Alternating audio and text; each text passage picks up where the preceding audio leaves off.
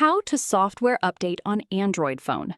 Keeping your phone updated helps improve security, fix bugs, and add new features and improvements. First, open the Settings app on your phone. Now, scroll down and tap About Device. Here, look for the Software Update option and tap on it. Your phone will now check for the latest available system update. If a new update is available, you'll see the update details, including the software version and update size. On this screen, you may not see a download and install button. Instead, simply follow the update options shown on your screen, such as check for updates or the available update notification. Before updating, make sure your phone has enough battery and is connected to a stable Wi-Fi network. Once the update is ready, follow the on-screen instructions to download and install it.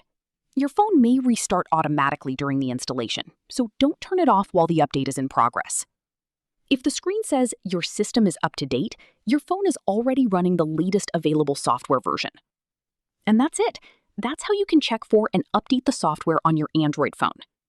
If this tutorial helped you, don't forget to like the video, subscribe to the channel, and turn on notifications for more simple Android tips and step-by-step tutorials. Thanks for watching, and I'll see you in the next one.